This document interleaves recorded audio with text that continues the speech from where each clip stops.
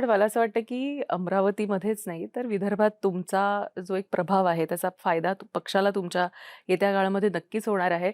पण हे सगळं करत असताना तुमचे म्हणजे आता विदर्भातले किंवा अमरावतीचा आपण जर विचार केला गेला, तर आम्हाला तर कळलं, की तुम्ही येणार म्हणून पहिलं तुमचं स्वागत तर रवी राणांनी केलं होतं फोन करून.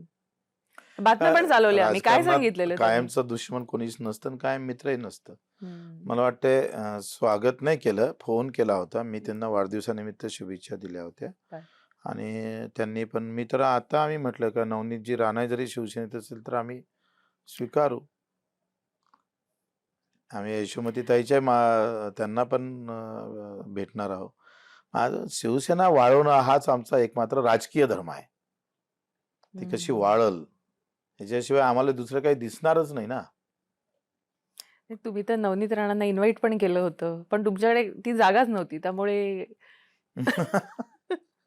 का बरं तुम्ही कायम थोडंसं डिचवत असता किंवा टॉन्ट मारत असता? आनंद मिळतो का तुम्हाला? नाही, नाही. आता हे त्यांनी हे डिव्होर्सनं तुम्ही समजत असेल तर एवढं चांगलं आम्ही बोलत असताना तुम्ही त्याला वेगळा अर्थ काढत असाल. तर त्याला काही म्हणजे कसं आहे ते तुम्ही तर म्हणजे सुनेत्रा वहिनींनाही सांगितलत, की "अरे, इतका चांगला पर्याय येत असताना तुम्ही का सोडला हातचा?" वगैरे. हो, म्हणजे खरं तर त्यांना मोठं हे म्हणजे आपण पाहतोय का ते म्हणतं ना एक टीम लीडर म्हणजे त्यांचा जो नाव आहे भारतभर, तर राष्ट्रवादी भारतभर गेली असते ना. त्यांनी ते कसं चुकवलं मला माहीत नाही. पण त्यांनी तर ठामपणे सांगितलं, की "काही झालं तरी मी भाजपसोबतच आहे.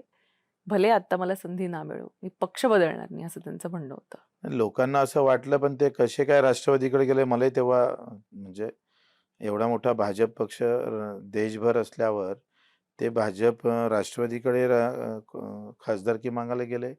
तेव्हा म्हणजे माझ्या डोक्यात हे विचार आला, की बाबा एवढा चांगला पक्ष सोडून कसे काय जात आहे?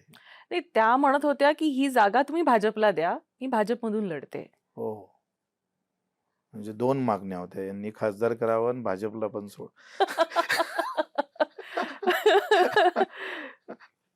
पण त्यांनी ते एक्सप्लोर केलं, पॉसिबिलिटी एक्सप्लोर केली. काही कारणास्तव ते नाही देऊ शकले भाजपला आणि त्यामुळे त्या म्हणतायत, की "मी आता लोकसभेची तयारी करतीये."